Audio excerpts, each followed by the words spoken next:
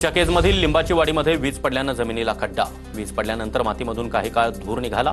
विहिरीचं खोदकाम करताना शेतकऱ्यानं दृश्य कॅमेऱ्यात कैद केले।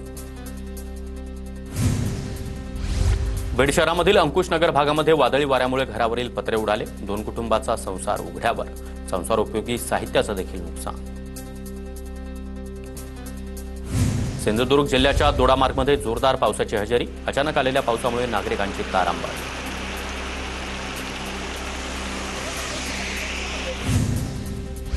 नंदुरबार जिल्ह्यामध्ये सलग 5व्या दिवशी अवकाळी पावसाचा कहर। आठवड्याभरापासून सातपुड्यामध्ये तुफान पाऊस।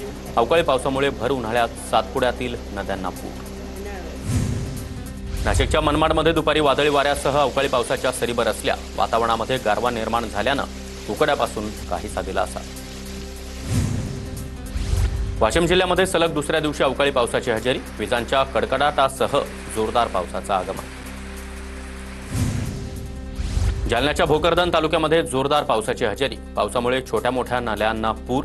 आणखी 4 दिवस पावसाची शक्यता असल्यानं शेतकऱ्यांची चिंता वाढली। बीड जिल्ह्यामध्ये अवकाळी पावसाची हजेरी। वादळी वाऱ्यासह विजांचा कडकडाट। जिल्ह्यामध्ये फळबागांचं मोठं नुकसान। रायगडच्या पोलादपूर तालुक्यामध्ये अवकाळी पावसाचं थैमान। वझरवाडीमध्ये झाड उन्मळून पडल्यानं घरांचं नुकसान। नाशिकच्या येवला तालुक्यामधील सायगाव परिसरामध्ये जोरदार पाऊस। मुसळधार पावसामुळे शेतांमध्ये पाणी साचलं। शेती पिकांचं मोठं नुकसान।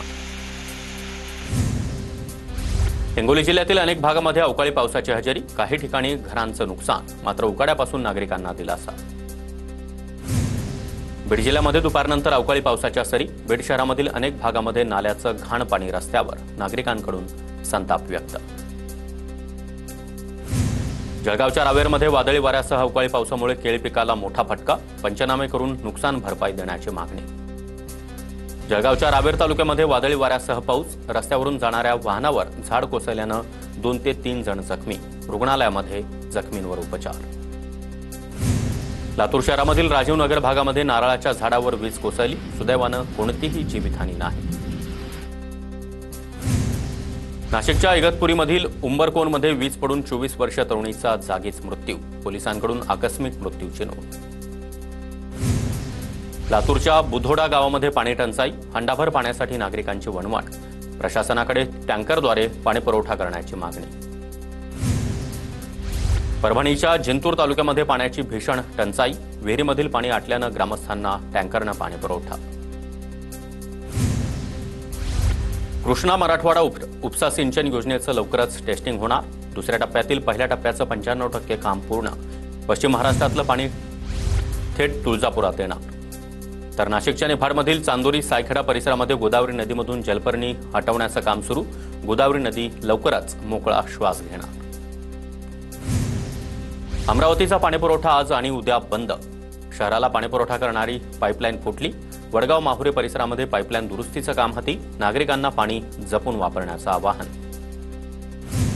रत्नागिरीच्या राजापूरमधील कोदवली मांडवकर वाडीमध्ये श्रमदान आणि लोकवर्गणीमधून 5000 ग्रामस्थांची तहान भागणार। सरकारी निधीची वाट न पाहता 11 लाखांचा निधी जमवत बंधारा बांधला। वाशिमच्या सोयता भागामध्ये फळबाग वाचवण्यासाठी शेतकऱ्यांची धडपड। ट्रॅक्टरला टाकी जोडून पाण्याची ने-आण। झाडांना पाणी देऊन नवसंजीवनी देण्याचा शेतकरी रामेश्वर धोटेंचा प्रयत्न। वाशिममध्ये चवळीला 40 ते 50 रुपये प्रति किलोचा दर। शेतकऱ्यांमध्ये समाधानाचं वातावरण। धानाला प्रति 2 हेक्टरी जाहीर झालेला 20,000चा बोनस 5 महिन्यानंतरही शेतकऱ्यांच्या खात्यात जमा नाही। राज्य सरकारनं हिवाळी अधिवेशनामध्ये याची घोषणा केली होती। बोनस न मिळाल्यानं शेतकरी संभ्रमात। जळगावच्या भुसावळमध्ये 52 वर्षीय व्यक्तीची गोळ्या झाडून आत्महत्या। आत्महत्येचं कारण अस्पष्ट, तर पोलिसांकडून पुढील तपास सुरू। नाशिकच्या इगतपुरीमध्ये 25 वर्षीय युवकाची छातीमध्ये चाकू भोसकून आत्महत्या। हत्या तर 6 जणांवर इगतपुरी पोलीस ठाण्यात गुन्हा दाखल। यवतमाळच्या पुसदमध्ये लग्न सोहळा आटोपून घरी निघालेल्या फोटोग्राफरची लुटमार। कारमधील चौघांकडून चाकूचा धाक दाखवत कॅमेरा आणि इतर साहित्य लुटून पोबारा। नागपूर पोलिसांकडून कुख्यात गुन्हेगारांना अटक। 4,32,000चा मुद्देमाल जप्त। पोलिसांकडून पुढील तपास सुरू। अहिल्यानगरच्या कोपरगावमध्ये तरुणाचं अपहरण करून हत्या, जबर मारहाण केल्यानंतर विष पाजून हत्या केल्याचा प्रकार। इंस्टाग्रामवर तरुणीला मेसेज करून शिवीगाळ केल्याच्या रागातून हत्या झाल्याची माहिती।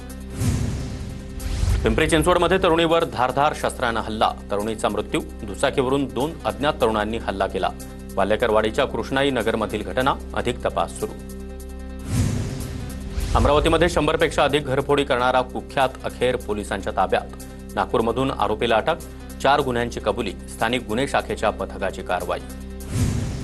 यवतमाळ जिल्ह्यामध्ये जलसंपदा खात्याकडून गाळमुक्त धरण, गाळयुक्त शिवार योजना हाती, मात्र वीटभट्टी मालकांकडून छुप्या पद्धतीनं गाळ चोरीचा प्रकार, प्रशासनाचं मात्र दुर्लक्ष। दुबईतील भाविकाकडून साईबाबांच्या चरणी 24.5 लाखांचं सुवर्णदान, नाव गुप्त ठेवण्याची भाविकाची संस्थांना विनंती। पालघरच्या वसई किल्ल्यामध्ये 278वा विजय उत्सव उत्साहामध्ये साजरा। याच दिवशी पेशवे चिमाजी आप्पांनी पोर्तुगीजांकडून वसई किल्ला जिंकला होता।